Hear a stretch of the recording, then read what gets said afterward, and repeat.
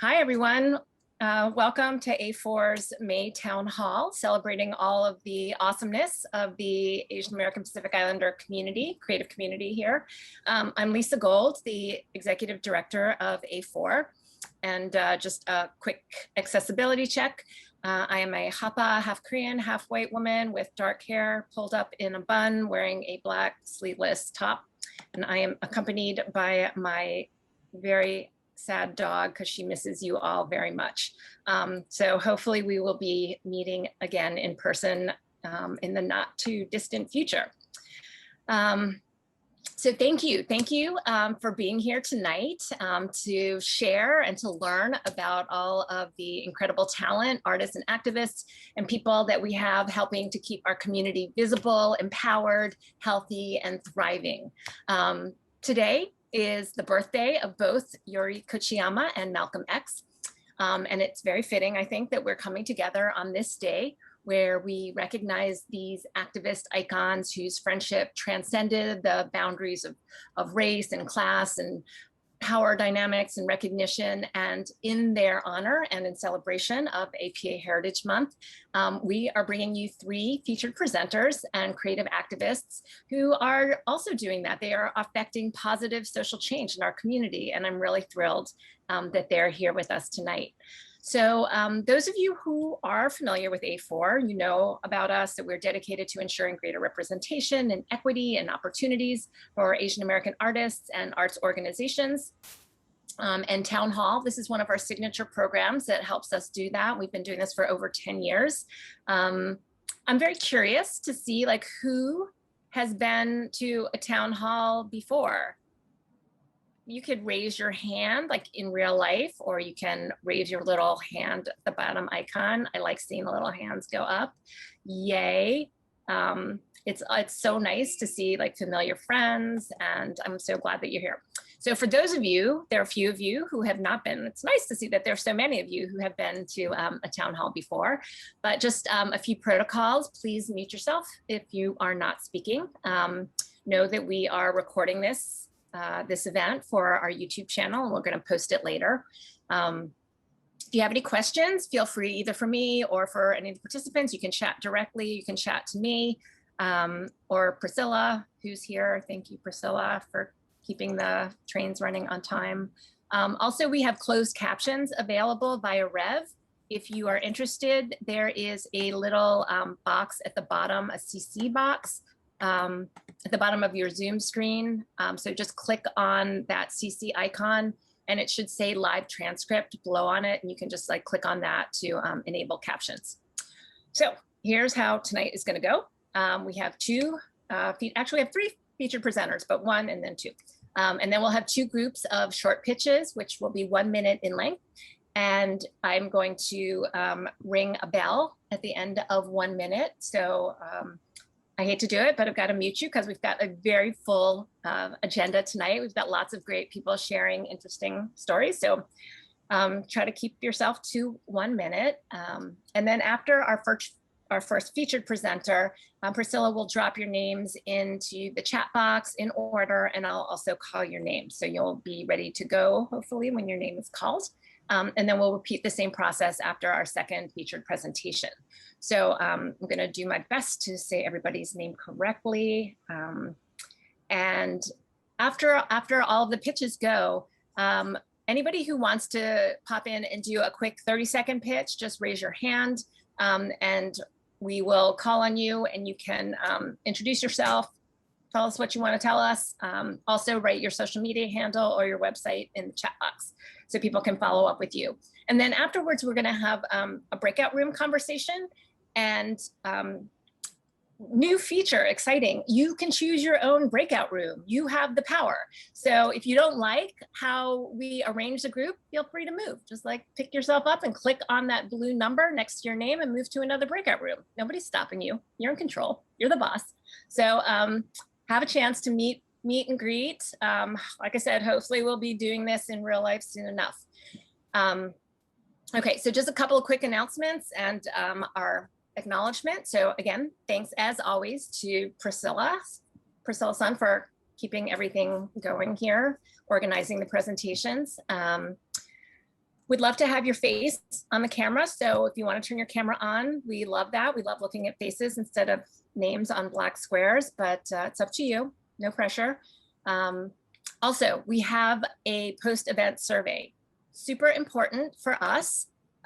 We like to know what you thought of this event. We like to know how we can make it better for you. We like to know what you like. What do you want to hear about? Who do you want to hear from? What should we be doing next? So your input matters. It makes a difference. We listen.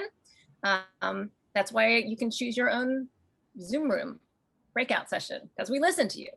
Okay, so fill that out, please. It's super short. It only takes a couple minutes. So we really appreciate that. Okay, a bunch of upcoming events. We are super busy.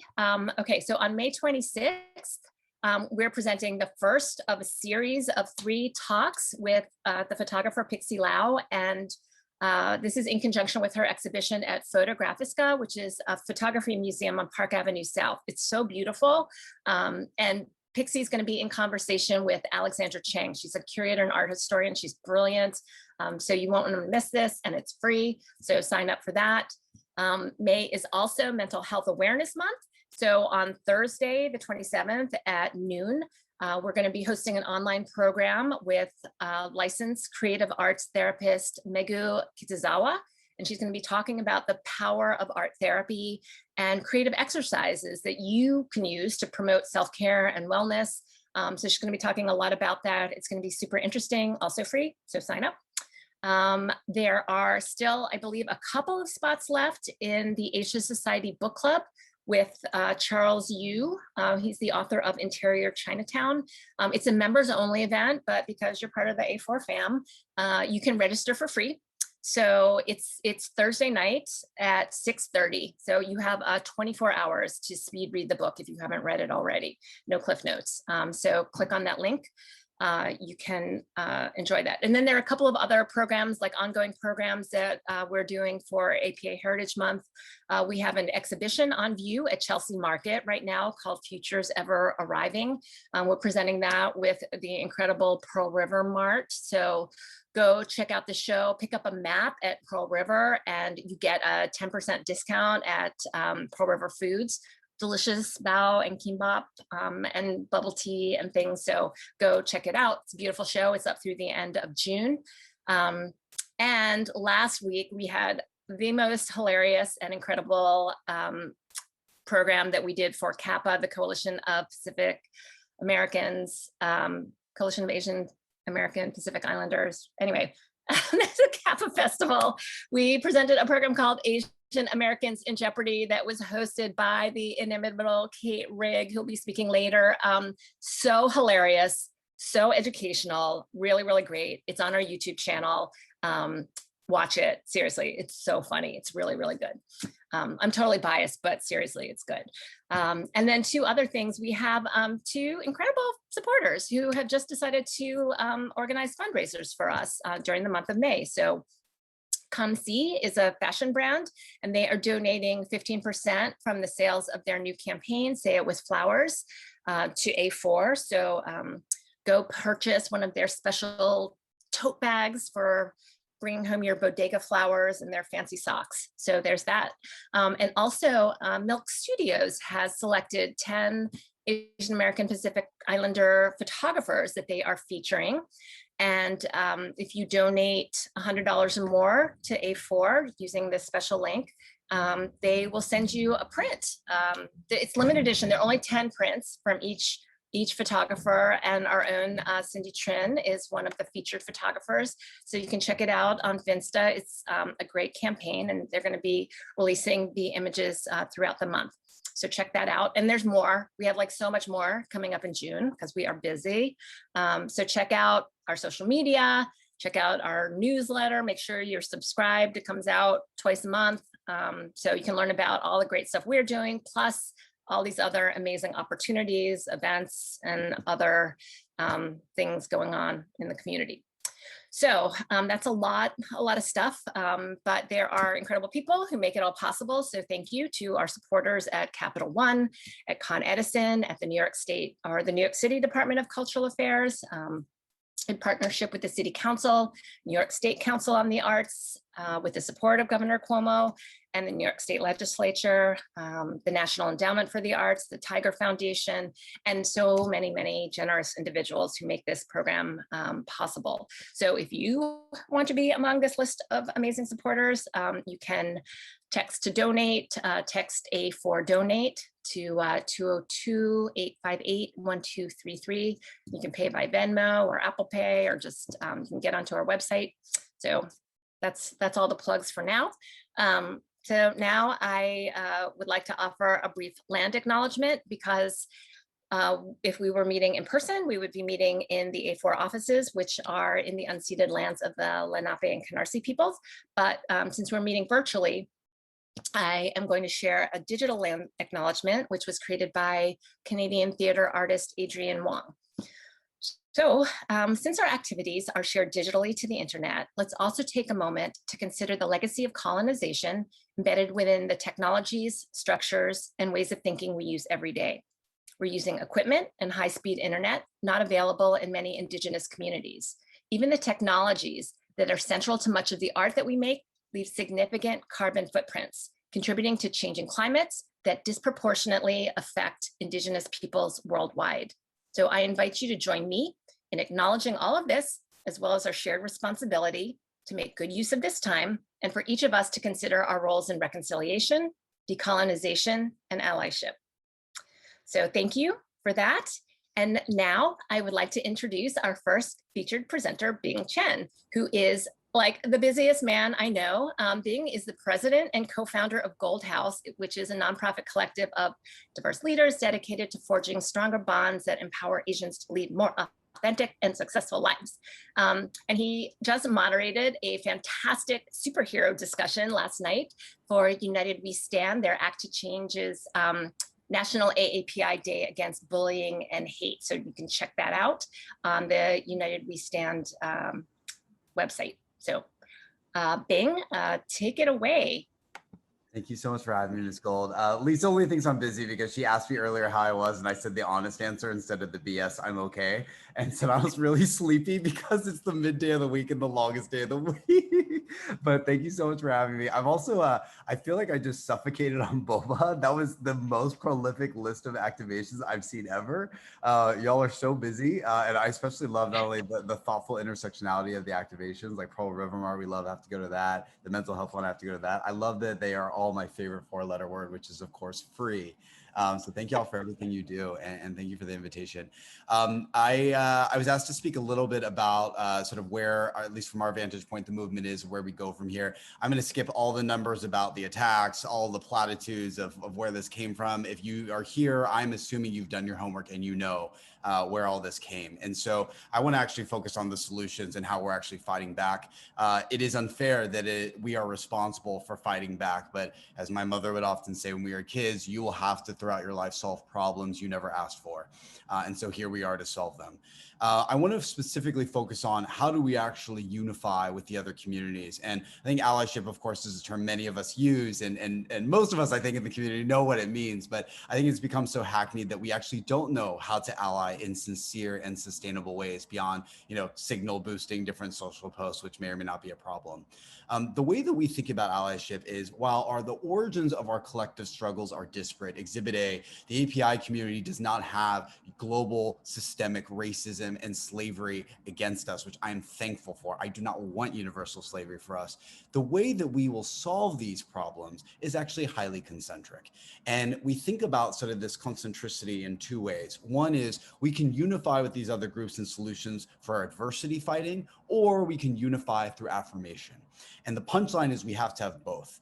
And if you look throughout history, there's a long-standing demonstration of how different communities unifying to fight adversity and to assert affirmation has actually been phenomenally successful. Everyone now knows, once again, that it is Yuri and Malcolm X's anniversary/birthday today.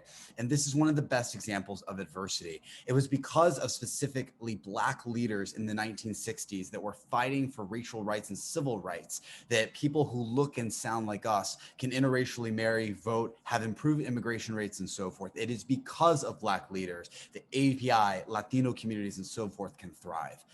But also, if you look on the affirmation side, there are also incredible inventions that we've seen when different communities get together. And I'll share and tease one of them that we're actually announcing tomorrow.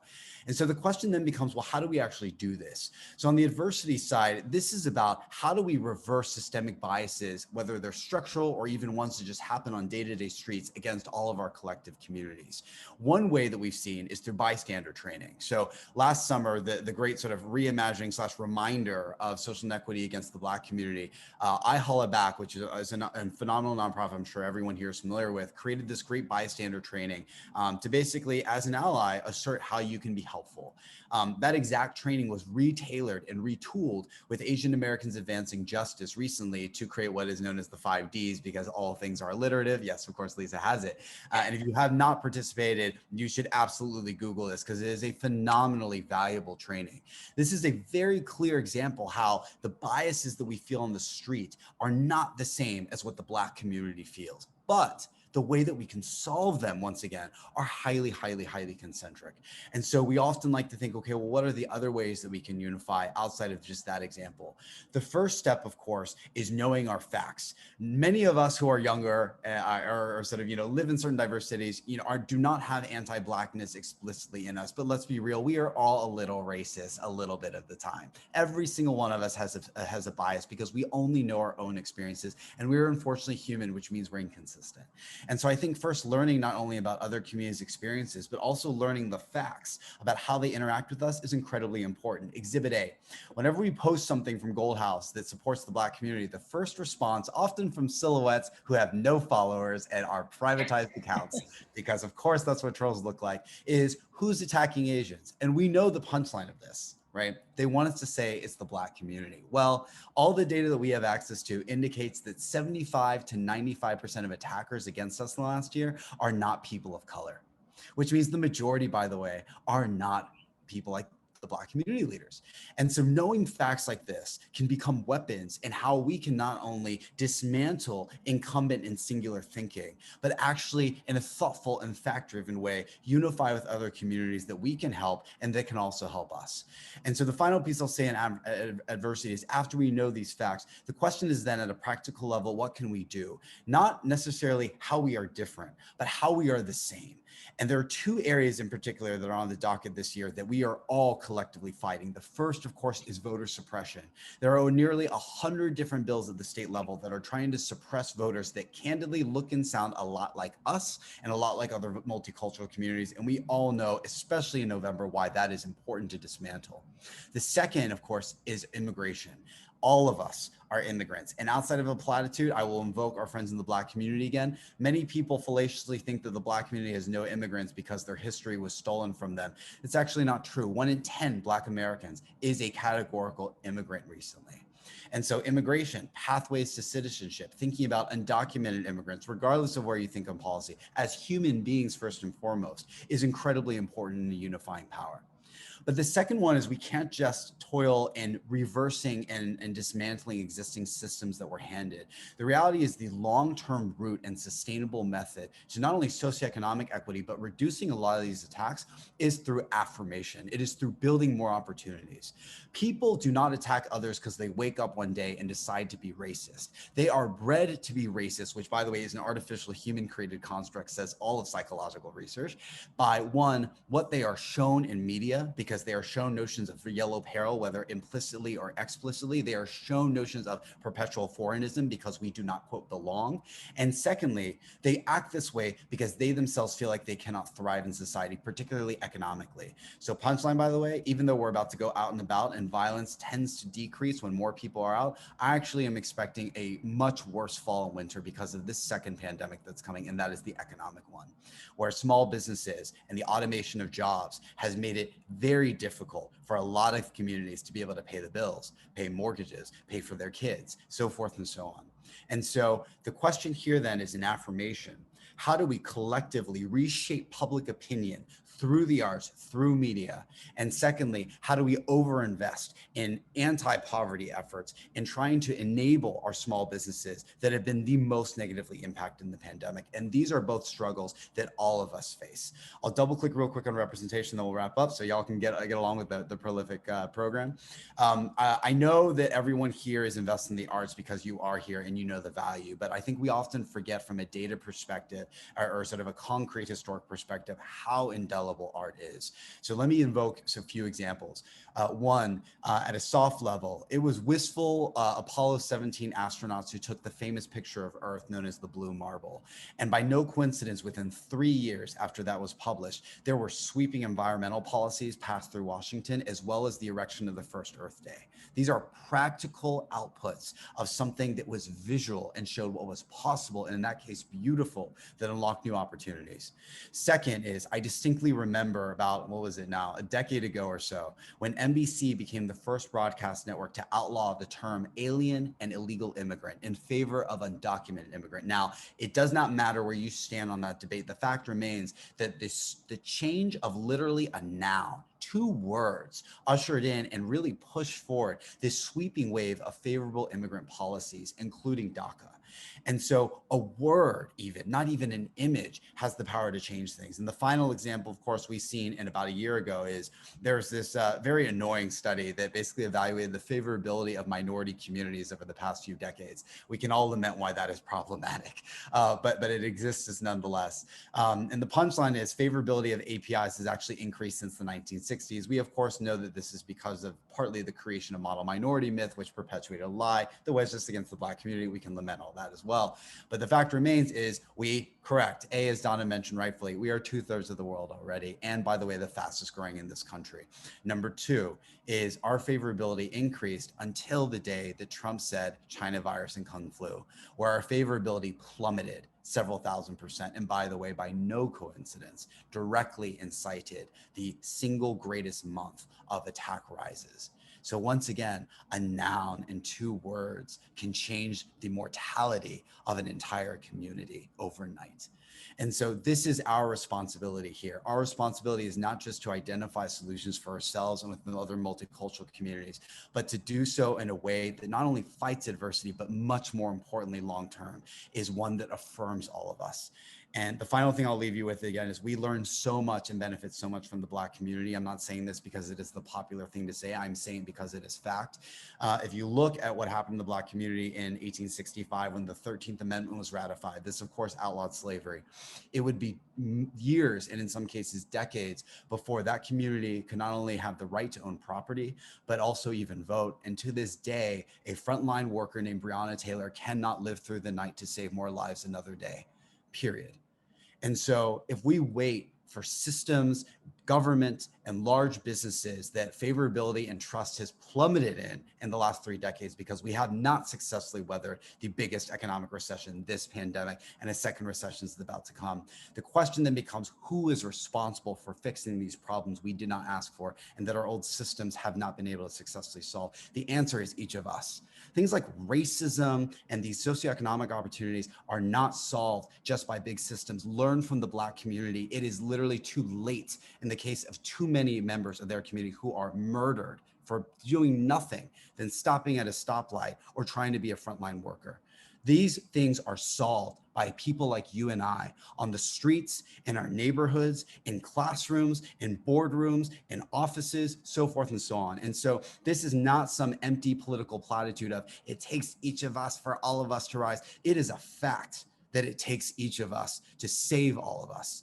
And so I want to empower y'all and encourage y'all and thank Lisa and Priscilla and others for creating spaces where we can not only engage each other and be vulnerable with each other, but most importantly, build the carrots and seeds of affirmation that once again will reshape public opinion about us and create concrete opportunities, not just to put us in a position to be stable, but for us to empower our communities to be stable, because that is what it's going to take. And that is always the way it's been. Thanks for having me. Amazing. Thank you, Bing. Oh my God, that's so powerful and so true. You know, I so grateful for what you do. You know, I just read this study today by Launch, which I think Gold House is affiliated with, right? So it's leading Asian Americans to Unite for Change. They released a study that said 42% of Americans cannot name a single prominent Asian American. 42. So that just tells you, like, to your point, being like drawing a direct line between seeing something and affecting change. And so it's why it's so important. Representation is so important, and we have to move beyond that. And we can do that. We have the power. So thank you for sharing that. And I hope everybody is fired up and ready to go. All right. So now we're gonna move on to our first round of pitchers. You all have 1 minute. Get on deck, starting with Sam Tanabe. Sam, are you ready? Ben Lee J, Philip, Val, Amanda, Kate, Xing and George, Christine and Cindy, Murray, Candace, Jonathan, Hiroshi, Rosanna, Michael, and Eriko. Sam, are you ready? Hey, Lisa. Yes, I'm ready. Okay, you've got 1 minute. You can go for it. Thank you. Hi, everyone. I'm Sam Tanabe, and I'm the managing editor for HAPAMag, soon to be Mixed Asian Media. We just released our final pop-up issue as HAPAMag today, actually, and we will be rebranding with the release of our full issue, which is next month. HAPAMag is a platform created by multiracial mixed Asian Pacific Islanders. We seek to build a better community and find intersectionality in the search for our ever-evolving place in society. Our quarterly online publication includes interviews with notable mixed APIs, such as actors Jessica Henwick and Jason Tobin, Olympian Apollo Ono, director Cole Walliser, Berkeley City Council member Rigel Robinson, and authors Tori Eldridge and Kathleen Birkinshaw, just to name a few.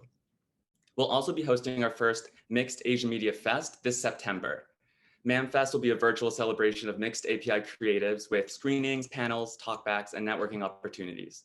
So check us out at hapamag.com, and the Mixed Asian Media Indiegogo actually is live right now. So thank you so much. Perfect. Perfect timing. Thank you. Okay, next, Lee J. Lee J, are you with us? Can you hear me? Hello? Yes. Yes. Okay. Thank you go. My name is Lee J, and I make music. I love art because it has allowed me to take risks and to be vulnerable, to be honest about who I am in a world that often tells us to be someone else. If you are a filmmaker or a music supervisor, and you're looking for moody, melodic music, I would love to collaborate with you. Some of my influences are Lana Del Rey, Amy Winehouse, Her, and Leon Bridges. And I'm going to share with you one of my songs called Strawberry Hill. Thank you for the opportunity to connect. You look lonely, as do I. Will you hold me if I lay with you tonight? We can watch the sunrise after we set this world on fire.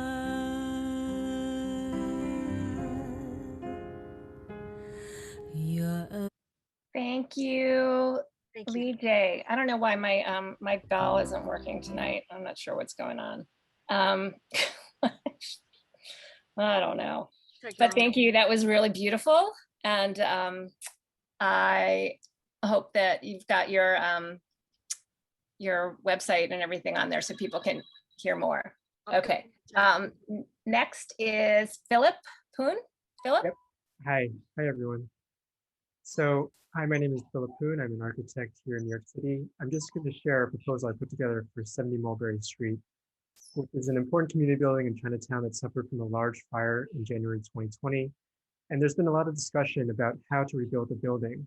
So my proposal kind of builds on the form of ancient Chinese architecture with a tiered tower on top of a solid base.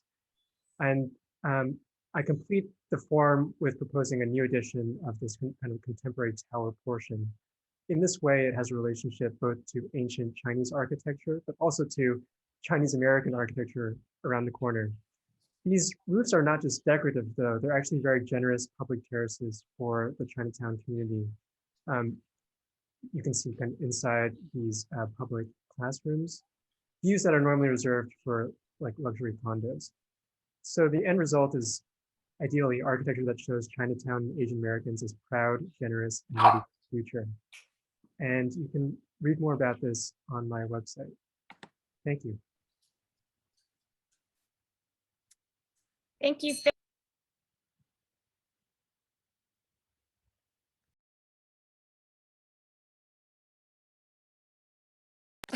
Sorry, I'm having all sorts of technical issues tonight. That was great. Thanks, Philip. Okay, next up, Val. Val Barnes, you ready?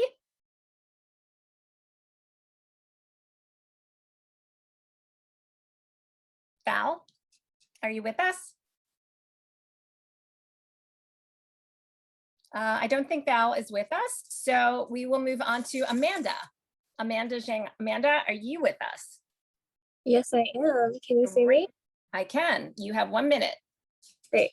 Hi, everybody. My name is Amanda. I'm a co-director of China Residencies, where we facilitate creative exchange between mainland China, Hong Kong, and the rest of the world. Today, I wanted to present our latest open call called Digital Diasporas, and we're doing it in conjunction with host organizations, 4A in Sydney, Gendai in Toronto, and Cronus Art Center in Shanghai. And we're calling for applications from Chinese and Chinese diasporic artists, curators, collectives who are interested in being in a cohort together to build cross-cultural, intercultural collaborations and solidarities. There's a 10K Australian dollar stipend, and this will happen towards the end of the year, and you can find out more information on the website. I'm happy to meet anybody who's interested about the application or anybody who's interested in supporting more artists to participate. Thank you. Thank you. Okay, next up, Kate Rigg. Kate, you ready? Yeah, I'm ready. Can you see me? I can. I can't see me. I can see you. Oh, well, I can see you. Okay, well, if everybody can see me, that's fine. I'm looking at you. But good. Hi, everybody. That's weird. I'm just looking at Lisa. I'll tell Lisa. Wow, there's so many good projects. I'm Kate Siahaan Rigg, and my pitch is very short. Ever since I started performing and producing shows in New York City, I've always, and this was like, we're talking like 20 years ago, because you know, Asian don't raisin.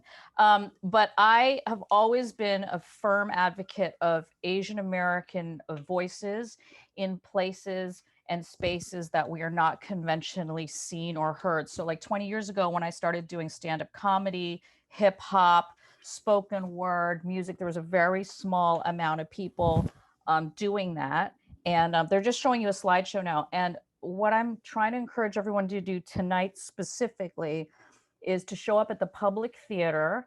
I will paste the link in comments right there for a thing that I put together called A Cure for Kung Flu, Killer Asian Artists Take the Stage. I'll tell you why for two reasons. One, it's really unconventional Asian American artists who are breaking boundaries and busting paradigms. And two, we really need to encourage non-Asian curated spaces like the Public Theater to keep presenting Asian voices and show that there is an audience. And the only way we can do that is by actually showing up and, you know, raising our hands so that they keep producing Asian artists, actors, writers in places where normally there's a very, there's another paradigm at work, usually white people, but it's expanding a little bit. I just need more Asians on mainstream stages so that we are recognized as part of the American story and not siloed into an Asian American story for Asian American audiences. So I hope you'll show up, and I hope we all keep following each other's work, and I hope that you'll all post your little tags and Instagram handles and stuff in this chat, and I'll come and follow you all for the same reason. That's it.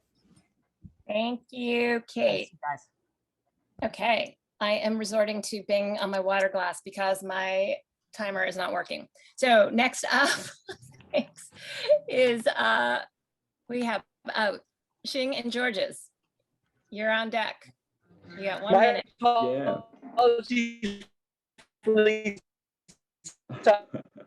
Hi guys. I think George is still talking, but is he glitching or is it just me? Yeah, I think he's glitching. Okay, sounds good. Georges, I'm going to cut you off. I'm sorry. Hi guys, my name is Xing Chong. I am the 72-hour shootout coordinator. I'm in single talk. Sounds good. So I'm here to promote about the 72-hour shootout, which is a filmmaking competition, as many of you should know about. The online registration just opened for the annual 72-hour shootout filmmaking competition, and we thought that this would be a particular interest to your audience, and we hope that you can share about that information, because it is a competition that creates exhibition and promotion and mentorship opportunities for Asian Americans, women, and other underrepresented groups. So we would appreciate anything that you can help us to do in terms of spreading the words to your local filmmakers and anybody who's aspiring to be the voices for Asian American films and Asian American stories. That's pretty much it from me. I'll share how you can contact us at shootout@film lab. Yeah, there's the contact information right there. Thank you so much. And Instagram at ASAM Film Lab. Thank you. Thank you. Awesome. Perfect. Thank you again. All right, next up, Christine and Cindy. Hi all, it's Cindy. I'm a photographer. Thanks for having me here tonight with Christine. We're presenting our art project called Invisible No More. It is an art collaboration between myself and actor Christine Fang. Yeah, hi, I'm Christine. So we interviewed 16 AAPI women and non-binary people who spoke out about fetishization, harassment, and finding love. And I photographed and art directed the photography for this art project. And then afterwards, I wrote original monologues based on each participant's story. We then asked 15 AAPI actors to do voiceovers of the monologues. And then I edited the videos to combine Cindy's photography with the audio of the voiceovers. We were inspired to do this project in the wake of the Atlanta spa shooting after a white man murdered 6 Asian women because of his sexual addiction and fetishization of Asians. So we have been posting videos throughout the month of May for AAPI Heritage Month. So please visit at invisible_no_more_ on Instagram to check out our project. I'll also drop it in the chat. Great. Oh, Cindy just did. Cool. Okay. Fantastic. Thank you. All right. Next up is Mireille. Hi. Can you hear me? Yes. My name is Mireille Viarchi. I'm an actor based in New York City. I grew up on the West Coast and also lived 10 years in France. I'm often attracted to film projects with catchy titles and unique storylines that are thought-provoking. This is called A Man Cleans a Toilet, where I play the protagonist's mother as well as fantasy woman, a figment of his imagination. It's by Jennifer Hernandez, Jeniffer, and it's premiering at the Transparent Film Festival this Saturday, May 22nd at the Producers Club. This film is also a thought-provoking one, filmed in Pennsylvania. It's by Max Kane, Kane, and I really can't give much away, but this is me and my information in case you want to connect with me on Instagram. Thank you. I feel like I made the timer, right? Yes, you're perfect. You still have 7 seconds. Oh, wow. Okay. I'm interested in collaboration with any of you. Thank you for having me. Thank you, Mireille. Okay, next up, Candace. Hi, everyone. My name is Candace Thompson-Zachary. I'm the Senior Manager of Programming and Justice Initiatives at Dance NYC. I'm calling in from Brooklyn, land of the Lenape and Canarsie people, and my pronouns are she, her. I'm just here to talk a bit about what Dance NYC focuses on so that you have a sense of what our key offerings are if you are in the dance world in New York City. So Dance NYC's mission is to promote the knowledge, appreciation, practice, and performance of dance in the metropolitan New York City area. And we do that through a series of different programs and initiatives. So we have ongoing research that we do. You can check out on our website, various research reports we've done, advocating for the dance community in various ways.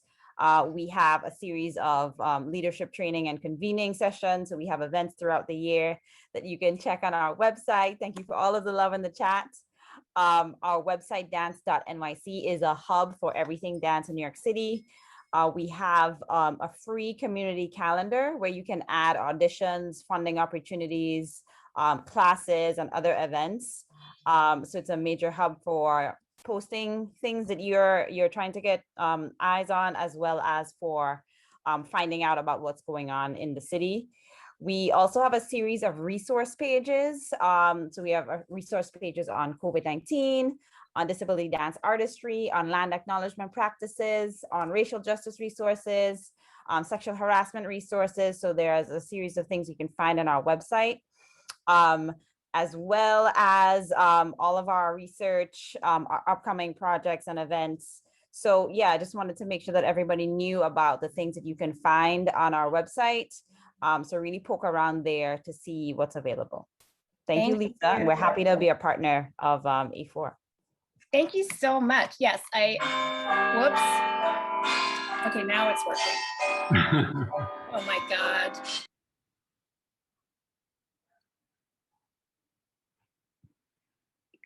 You're on mute, Lisa. I know, you're on deck, sorry.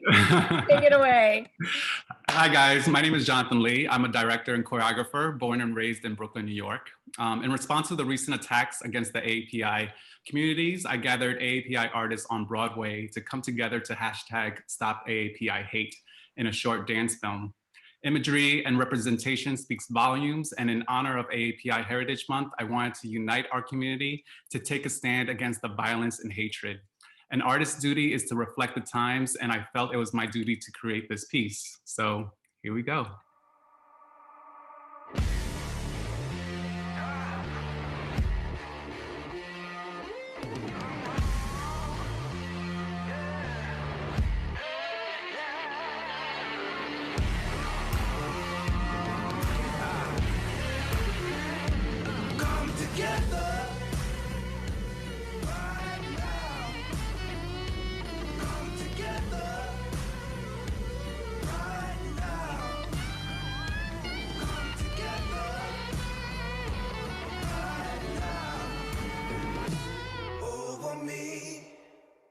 You can catch the full video on the link that I attached to the chat. Thank you, everyone. Thank you so much. All right, that was amazing. Hiroshi, you're on deck. Hi. Hi, everybody. My name is Hiroshi Kono, based in New York City, co-founder of Chicago, Japan Film Collective. This is the first Japanese film festival in the Midwest, and it will be held online from next Tuesday for 7 days. It costs you only $15 for all access pass. We present 9 Japanese independent films, 7 narratives, and 2 documentaries. It includes 2 international and 4 North American premieres. 2 films are in theme of a Fukushima nuclear disaster happened in March 2011. Genre-bending drama about a musical celebrity, a black and white cyber thriller, a film about the life of a manga artist pioneer. So if you like films and then are interested in Japan and Japanese culture, you will definitely enjoy it. Please visit cjfc.us for more information. Thank you very much for your time, and thanks to A4 for organizing this wonderful event. Thank you very much. Fantastic, perfect timing. Okay, next up is Roseanne Beers. Rosanna's good, yeah, no It worries. is Rosanna, okay. Thank you so much. Hi everyone, this has been awesome to hear about everyone's projects, and I can't wait to support some of them. I'm actually here to share a resource for folks based through New York. I work for New York Project Hope at Hamilton Madison House. Hamilton Madison House is the largest provider of Asian American mental health services in New York for over 120 years. New York Project Hope is a COVID resource helpline. So if you or anyone you know is struggling after COVID, whether it be to find resources for food, housing, jobs, or even if you're just struggling with stress or your emotions, you can call this number. It is free. We will point you in the direction of resources or teach you stress reducing ways to manage everything that's going on in your life. I urge you to share this with people who might not have access to the internet. We are language diverse, so we can accommodate people speaking Mandarin, Cantonese, Urdu, Arabic, and Spanish. Yeah, and that's it. Thank you guys so much. I really appreciate the opportunity. Thank you. Fantastic. Thank you so much. We will share that information out to everyone. Next is Michael Lee. Michael. Hi, everybody. Can you hear me? Yes. All right. Thank you for having me, everybody. I'm a full-time physician in New York in an urgent care center. I do poetry part-time, but I usually write funny poetry, but this poetry is serious. It's my response to what's been going on in the Asian community. I hope after you hear it, you'll think about it, you'll feel something, and hopefully you'll act. It's called Asian Pride. Asian pride. We are depicted as weak, meek, and soft as can be, but when you need a helping hand, we never flee. We may have eyes that look different to some, but when you need help with your math or homework, we're suddenly your best chum. Asian pride, we're not just good at doing nails and doing kung fu, we're your neighbors, your friends, and your spouses too. We're tired of being treated as a second class. All we want is some respect. Now, is that too much to ask? Asian pride, we've been suppressed, told we don't belong here at all. But at the Ivy League and med schools we Asians represent, there's no shortfall. We've got a lot to say if you give us a voice and a chance. Don't just call us names and give us a dirty glance. Asian pride, we are proud people, we won't be denied. We love, we cry, we work, and for our families, we do our best to provide. We are your lawyers, your coaches, and your teachers. We bleed red and we feel just like Sorry, Asian. Michael.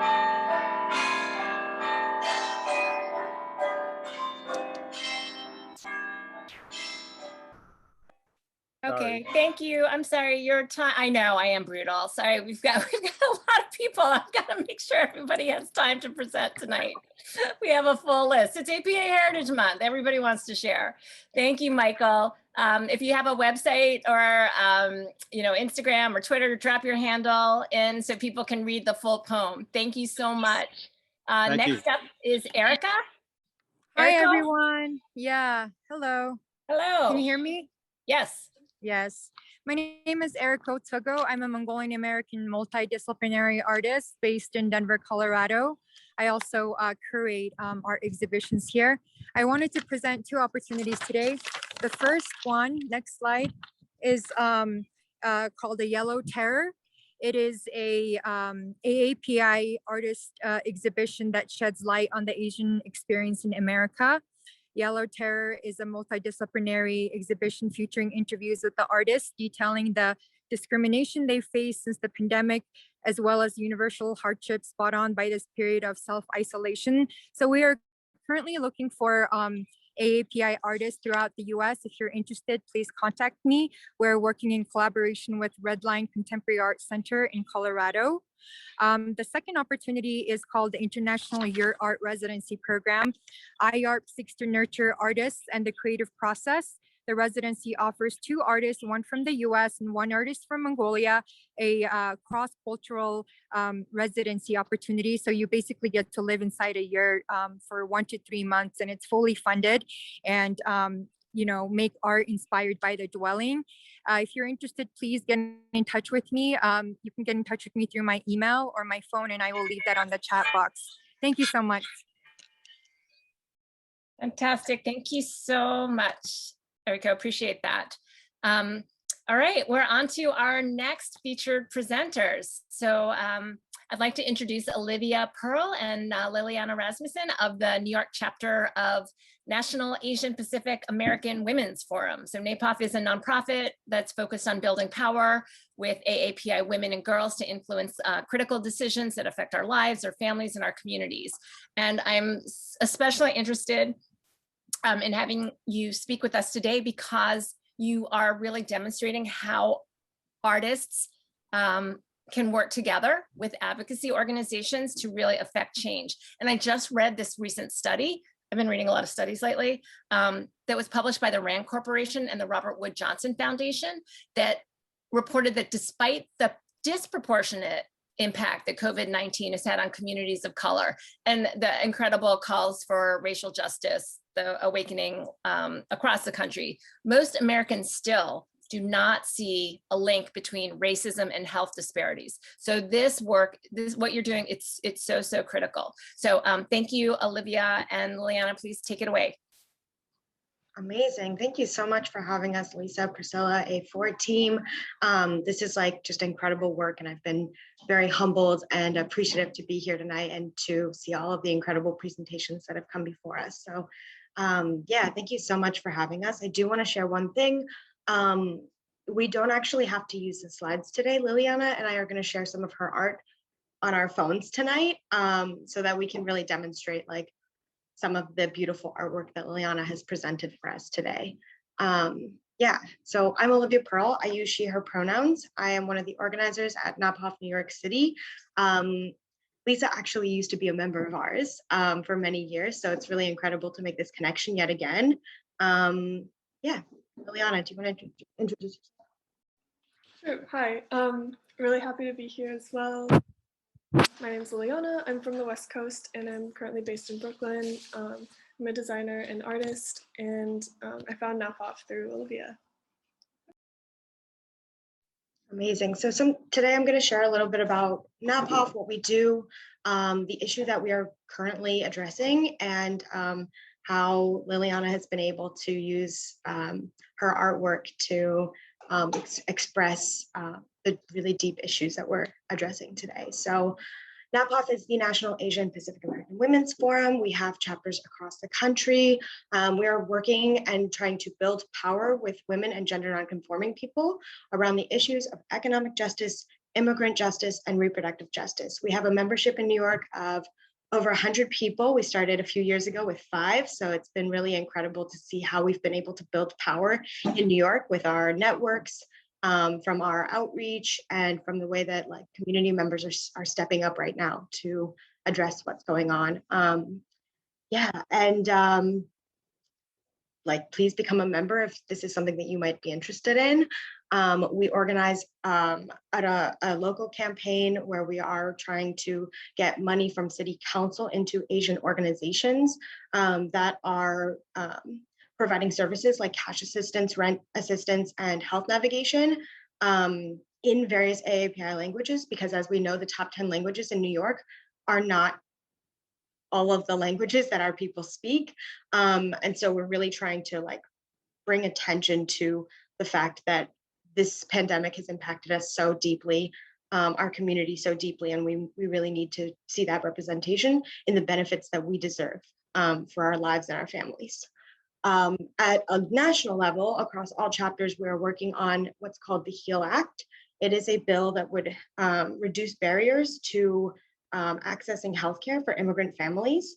So it would remove a 5-year waiting period that green card holders currently have to wait in order to access things like Medicaid and Children's Health Insurance Program. It would for the first time allow DACA recipients to access those same benefits. And then finally, it would allow undocumented immigrants to access the ACA marketplace for the first time ever. And with public charge being blocked, we have seen that immigrants we hope that immigrants are feeling a little more empowered to like actually get the benefits that they deserve and need for their lives and families. So thanks for sharing that. yeah, we have members working on connecting with their elected officials, their senators, their representatives. We are hosting an event coming up really soon where we are trying to have health navigators speak to the issues that they have been seeing within their clients over the past few years, especially during the pandemic and as things have opened up a little bit. And then we are going to share stories within our membership and within these communities that are being impacted so that we can provide platforms for folks, that we can be empowered within one another, share that we're not alone in these experiences, and figure out how to empower these folks to use this platform to share their own stories, whether it's connecting with elected officials or it's like writing an op-ed for various media sites. We and the other portion of that breakout room is going to be those same health navigators are going to provide services for our participants and sign people up for benefits on the spot. The event is going to be in English, Spanish, Mandarin, and Korean. This is some of the artwork that Liliana has produced. Liliana, do you want to share a bit about the wheat pasting project and how like art and activism is connected? Yeah, so I do a lot of portrait work, and I was wheat pasting some of my own work last summer, and I noticed it got a lot of attention. People were like reposting it, and so I wanted to find a way for me to bring my skills and help amplify some of the important work that NAPAWF does. And so we've decided to do like a wheat pasting poster campaign to spread awareness and get people involved with the HEAL campaign. So basically, as Olivia showed you, I did a portrait of a community member and then came up with the slogan, COVID doesn't discriminate, why should our laws? And then there's, on the poster, there's a little like QR code for people to learn more. And yeah, I have experience in the past doing activism work for NARAL and more of like reproductive rights. And when I moved to New York, I wanted to get more involved in like Asian American rights as well. And so it seemed like a perfect fit of a way for me to bring my skills and then help out my community.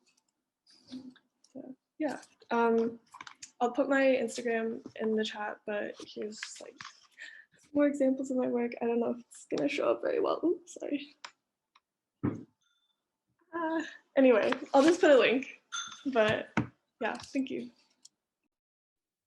That's so beautiful. Thank you, Liliana. I wanted to close out by kind of sharing what you can do. You can become a member of NAPAWF if these are issues that you want to fight for with members of your community. You can find your political home at NAPAWF. It is actually 1 penny to become a member now, which is really, really exciting. We are really focused on language justice. We are focused on economic justice. So it really is fitting to make sure that our membership fits the values of our organization. You can call your senator and call your representative. You can get in touch with me at opearl@napawf.org if you want to do that. We have trainings. You can sign our HEAL petition. All of this is on our NAPAWF website. So yeah, thank you so much for having us. I think that Liliana's artwork has really exemplified like how we can connect with the arts community. I just want to quickly share that like we had a rally recently, and one of the youth poet laureate in New York City, Serena Yang, shared multiple poems at that rally, which was just an incredibly powerful and enticing moment for folks to really see how poetry and words can share the narratives of our people. So thank you so much for having us again. And I'm really honored to be here with y'all. Thank you both so much. That was an incredible rally, by the way. Very, very powerful to see so many people out in support of the community. So thank you for that work. And when does the Wheat Paste campaign start? Are you already pasting, or is it about to go up? We'll be putting them up in the next couple weeks. Great. All right. Well, we will look for them. We will look for those posters. Awesome. All right. Group B, 1-minute pitchers. On deck, we're going to start with Sunny Hit, then Jessica, Bitna, Lisa, Cindy and Treya, Sonoko, Nick, Sato, Alex, Donna, Anu, Yusuf, Potri, and Eva. Sunny, are you ready? I'm ready. Thanks, Lisa. Hi, everyone. I'm a choreographer and movement director based in New York. Tonight, I'm representing the choreography team for the musical Soft Power by David Henry Wong, which made its New York debut in fall of 2019 at the Public Theater. Soft Power is a narrative reversal of The King and I that explores what it means to be Asian, what it means to be American, and the fragile state of our democracy. I'm thrilled to announce that David has been reworking the script, and our team is working hard to build a future for the show, fingers crossed, on Broadway. If you didn't know, David Henry Wong was attacked a few years ago near his home in Brooklyn. He wrote this attack into the show, and it is a pivotal moment in the narrative. We believe that Soft Power can play an important role in healing our collective trauma in our AAPI community. Through powerful music, dance, and a sense of humor, the story offers a hope for the future that we believe is possible. You can follow the hashtag SoftPowerNYC, and you can see more of my work and get in touch with me on my website, sunnyhit.com, or on Instagram. Thank you. Fantastic. Thank you, Sunny. Jessica, you ready? Hi. Yes, I'm ready. Hello, everyone. Can you hear me? Yes. I am Jessica Chen, using she, her pronouns, zooming in from Lenape land. I'm artistic director of J Chen Project. Last year, we spent all year digital. This year, we are going in person. J Chen Project's dancers will return to stage in August at Arts on Site, August 20th, 21st, 27th, 28th, and we'll be amplifying other AAPI choreographers along with J Chen Project works. So if you know of any AAPI choreographers, send them my way, and love to chat with them. Also, really exciting here to thank A4, Lisa, Priscilla, for nominating me to be a part of the Lincoln Center Restart Stages project. That's an installation called You Are Here, created by choreographer director Andrea Miller of Galim, and it will be going up July 14th through 31, and I will be performing a few times throughout the installation, and just very happy for that. All right, end of thoughts. Excellent. Well, we'll look forward to seeing you, and of course, we will share that in our newsletter and social. Bitna, are you ready? Yes. Hi. Sorry, Hi. my dad is joining. Perfect. Hi, my name is Bitna. I'm currently a creative producer and a project manager, currently working at Complex Networks. So I do photography on and off on the side, and thought I have a few projects in mind and a few concepts, but the one I want to focus on was a picnic concept. You can go to the next slide. While I was looking for mood boards to kind of showcase like references, I was having hard time looking for models that kind of look like me, or any kind of references in that regards. So this project is mostly hoping to look for collaborators here, to also like ideate and stuff like that. So yeah, the whole point, I wanted to hopefully bring more Asian representation to like search results, and hopefully everyone here can contribute to that as well. And you can go to the next slide. So yeah, and also references, like it was really hard to find any type of picnic items that were related to me that I brought to picnics, like bento boxes or like kimbap or stuff like that.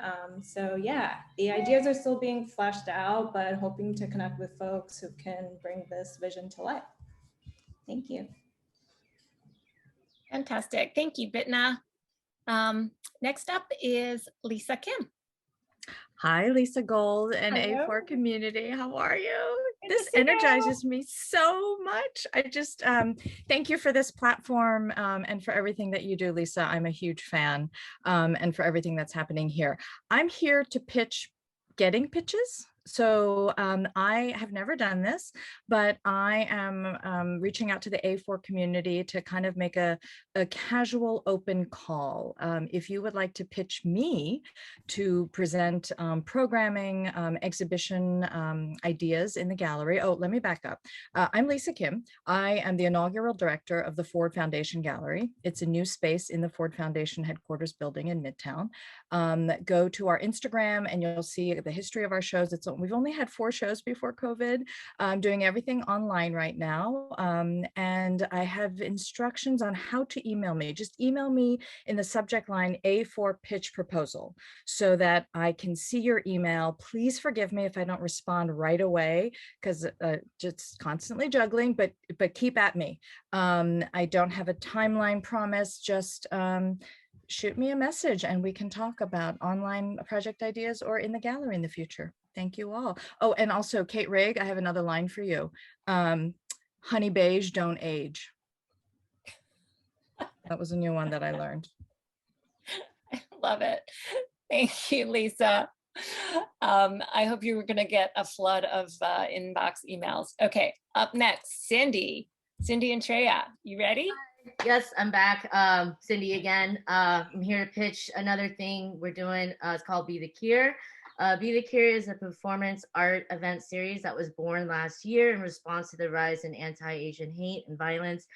We are a collective of AAPI artists and performers of all different formats and mediums. We believe that art has a power to heal and restore ourselves during these difficult times. Treya? We're having a 1-year anniversary show on Sunday, May 30th at 5 p.m. at Luminescence, New York City, which is at Hunters Point South Park in Long Island City, Queens. There'll be music, singing, dancing, and celebration. It's an in-person event, so please keep each other safe by maintaining distance and being respectful.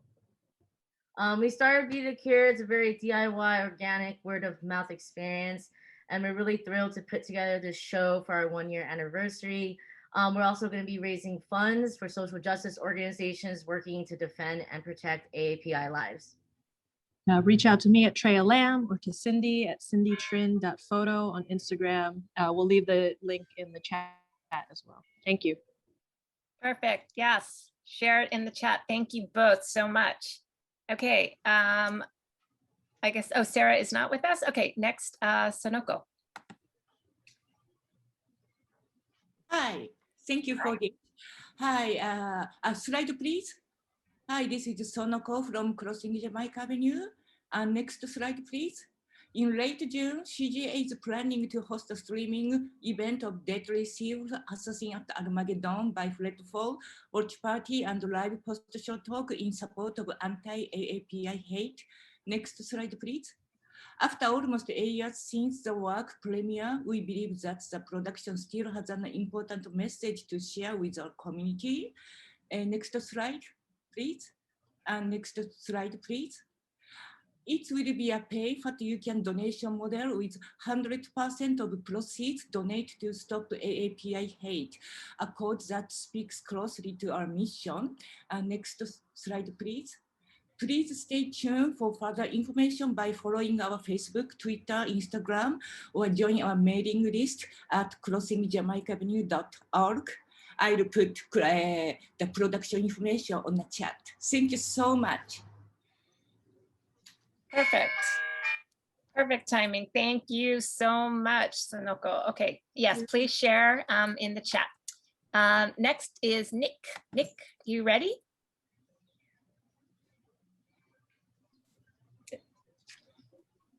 Is Nick with us?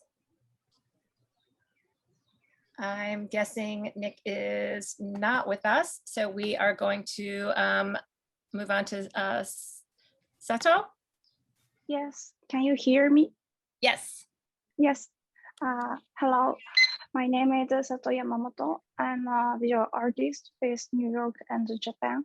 And actually, most of my interest is kimono art, including drawing, printmaking, papermaking, sometimes modeling, which never. And I appreciate the huge Asian community here, make me growing like a sister and brother.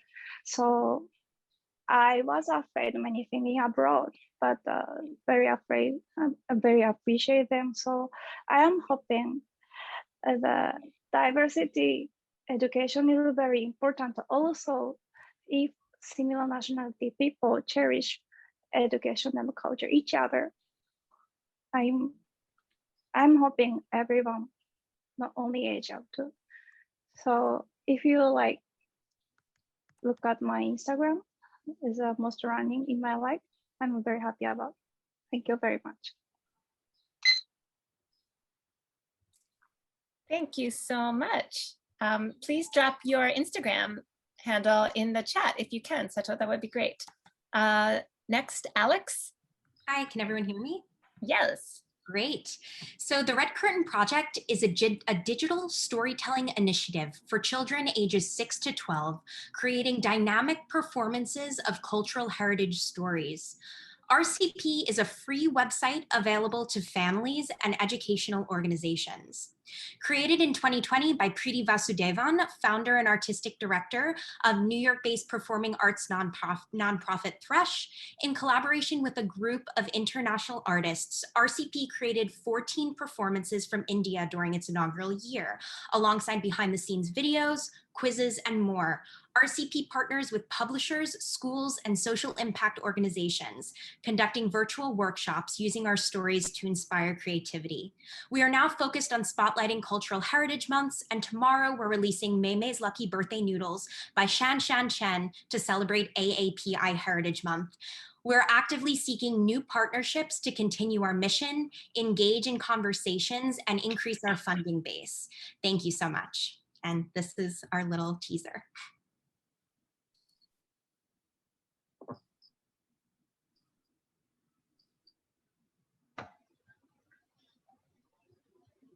So we've partnered, as you can see, we've partnered with global artists and composers, etc.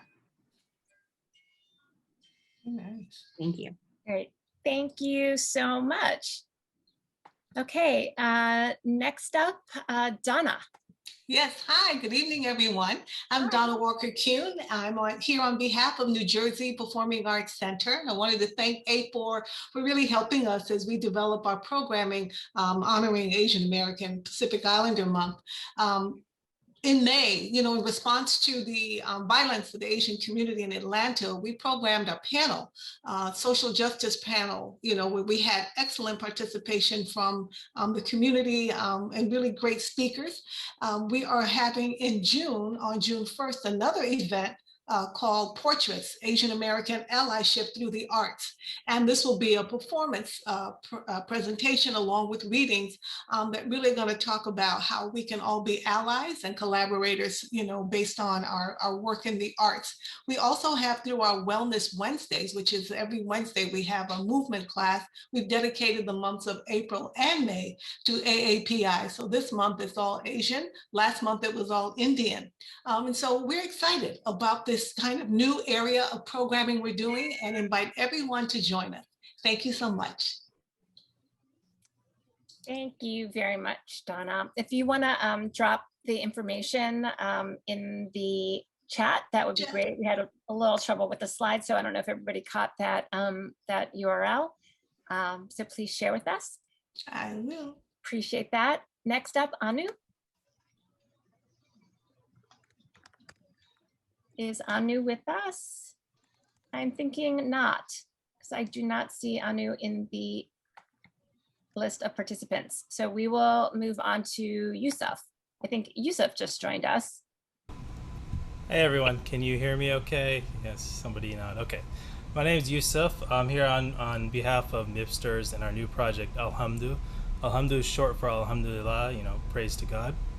And we have a art installation and digital archive that we're working on over the next several years. And we just got started. We released a short film and portraits over Instagram. And basically, I'm just inviting everybody to watch the film, to take a look at the visuals of a Muslim future that we are saying is colorful, is loud, is joyous.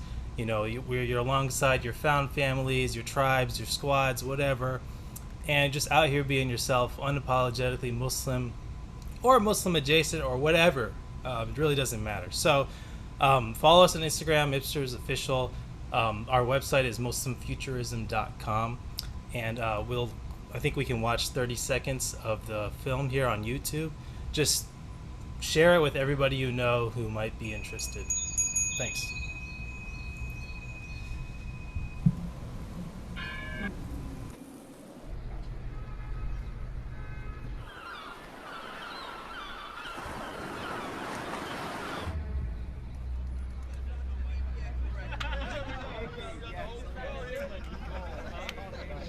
Yusuf, I think we'll have to let people watch it on their own. Of course, that's just the teaser. Hopefully you're intrigued. Go watch Yes, it. I'll drop the chat. go watch it. Go watch it. Okay, sorry. Actually, Anu is with us. Priscilla, can you go back one slide so that Anu, we're having some technical difficulties, but hopefully Anu, can you try again?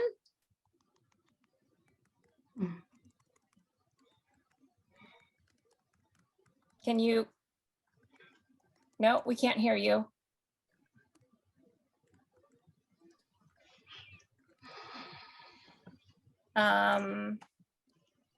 Sorry, I don't know why we're not able to hear you. Oh, technology. All right, I'm sorry. I'm not sure what's happening. Okay, you come back. Thank you. All right, well, we're gonna skip on to Potri. Potri, are you with us? Hi. Yes. Good evening. Yes. Hi. Thank you for including us. Just want to start that our art actually is bringing with us the story from the Philippines, particularly the southern part of the Philippines, that is actually invisible, unknown, and basically marginalized. What is known about us is just dances, but our story, the story of AAPI hate, actually started from the Philippines. The story of the massacres in 1903, 1907, of these beautiful dances that we bring here is not brought up to our history books. So it's actually performance seeking justice. And not much even among Filipinos, our story is known because of the colonization of the Spaniards for 500 years and the selling of the Philippines to America in 1898 up to now. That colonial heritage is going on. So our dances and music is an assertion, reclaiming the story, and also preservation of that story in its form, that it has to be in that form connected to the land and culture and not necessarily become a commodity. And recreating it. So we are based at the Mama, but we can be invited anywhere. Okay. Thank you, Potri. Yes, we look forward to seeing you perform very soon somewhere, I hope. All right, last up, Ava. Are you with us, Eva? Also, maybe having some sound issues. I don't know. I know you're here. Maybe you're muted. Can you unmute yourself, Eva?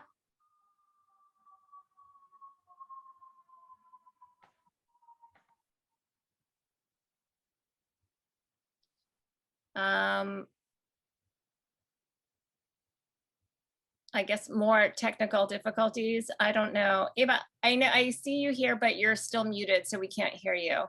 And okay. I had a technical difficulty just as I was about to speak. I'm so sorry. Okay, go right ahead. Hi.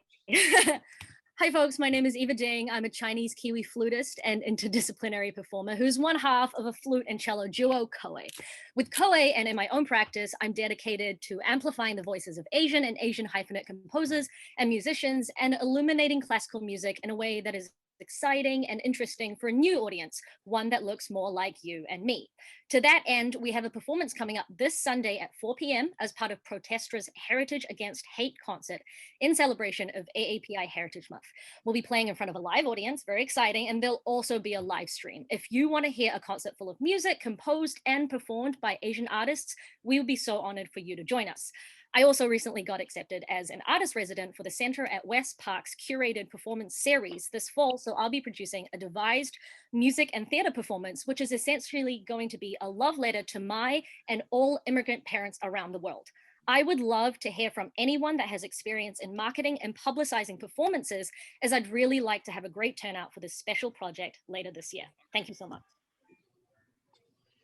Perfect. Thank you so much, Eva. Okay, that was great. So now, is there anybody in the audience who would like to share? We have 30 seconds, 30-second pitches. If you have something you would like to offer, announce, ask, whatever. Lucy, I see your hand raised. Anybody else, just raise your hand or drop your name in the chat. And Lucy, you have 30 seconds. So unmute yourself and rock it out. Cool. Hi, I'm Lucy. I'm a pianist and composer, and I'm part of a toy piano duo, and we're partnering with Welcome to Chinatown and Mott Street Girls to create an augmented reality audio tour to augment the stories of local businesses in Chinatown. And we just wanted to let you know about this cool project. It's super early in the works, but you can kind of see here, these are the murals that we're going to be telling the stories like of the arts in Chinatown and of like the Smithsonian collaboration with Wing On Wo and Co. And we're just super excited. So if you like music, go ahead and follow us, chromic_duo. That's it. Thanks. Great. Please drop it in the chat. Liliana, you want to add something else? You got 30 seconds. Go ahead. You're muted though. You have to unmute yourself and then you can go. Yes, sorry, thank you. So I'm having my first solo show at the end of next month. So I just wanted to invite everyone. I will be dropping the ticket link in the chat. It's free, you just have to register. Thank you. Where is it, Liliana? It's in Brooklyn, in Sunset Park near Industry Awesome City. stuff. Excellent. This is really Okay, next up, Christine. Hiya. So I just really quickly wanted to drop in the chat soon that I wrote like a sketch with some late night talk show like writers about being a recovering self-hating Asian. So it's definitely something very vulnerable, and I feel like it might be sort of relatable perhaps. So if you guys could give a watch, I will drop it in the chat right now. Thank you. Excellent. Thanks, Christine. Abner, you're on deck. Hi, thank you for this space. I'm calling from the Philippines actually right now, and I'm Abner. I'm Asian Cultural Council Fellow Alumni, Artistic Director of Black Canvas, a multi-arts collective based in the Philippines, currently in collaboration with New York-based artists, with fellow alumni Catherine Faliu and also Jonathan Taylor of City Company and Artistic Director of Super Geographics.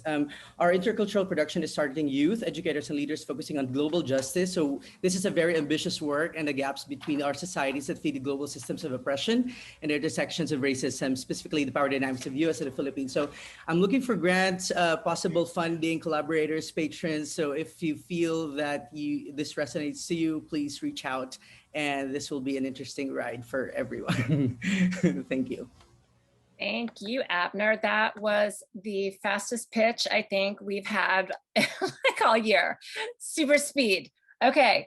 No other. I don't think we have any other people that are looking. So we are, oh, Cindy. Cindy, you have one more? Okay, you are so busy. Okay, you got. Really quick. I know there's so much going on this month. It was just released today. HBO Max, in partnership with AAPI Women Lead, had me and a few other photographers for a roundtable discussion. So you can check that out on Instagram at AAPI Women Lead. You can watch the full video there. We talk about being Asian women, doing art, photography. So check it out. Great. Okay. Fantastic. Thanks, Cindy. Thanks, Ben, for dropping that statement into the chat. Everybody, if you want to save the chat, you all at the bottom, there are 3 dots. Just click on that at the very bottom of the chat, and there's click on it and it saves chat, so anybody can save that. There's lots of good contact information in the chat in case you need it, emails and links and all sorts of amazing stuff. All right, so Priscilla is going to move you into chat rooms. So we would like you to introduce yourself tell us what you're working on, or share a bit of information if you want, or just remark on something that happened today or tonight in this. I'm going to ask the person whose birthday is closest to today to start it off. So you'll have to figure that out amongst yourself and then pass it on to somebody else. And Priscilla, are you ready to move us into the breakout rooms? Yes, I'll start moving people. Okay, and like I said, feel free to move around, and we will come back at 8:15 and close it out. So you've got about 20 minutes to chat with each other, move around, whatever, learn. Feel free to hang out, ask me anything, or Priscilla, whatever.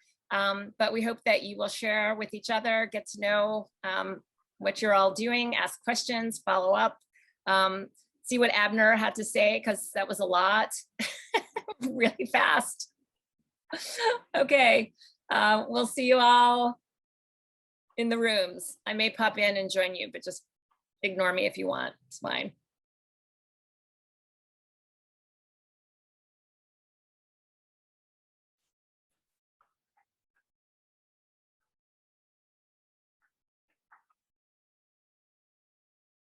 Hi, everyone. Thanks for coming back. There we go. I was like, were we the only ones who pressed the button? I can't believe I'm still here. I have to go. I'm so glad you're still here. We got into a big debate about what is BIPOC and does it apply to us and do we like the language? And I just said, I got to sit that one out because listen, since I've been in college, the damn lexicon has been changing so many times and who cares? Stop racism. The end. Good call. Good call, Kate. But, everybody go see Kate's show. It's free. Just guys, listen, making non-Asian spaces book and program. It's funny because the other thing tonight was from the public theater too, but I don't care.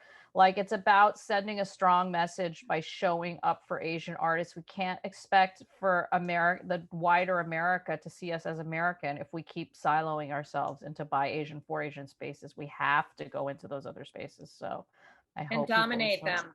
Yeah, okay. Just put it on your computer and don't even watch it. I don't care. Just make sure that the algorithm sees you. Okay, everybody. I love you guys. Bye. Bye.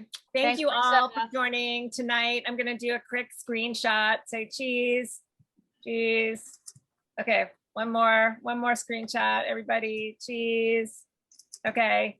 Thank you so much for joining us. Next town hall is July 20th.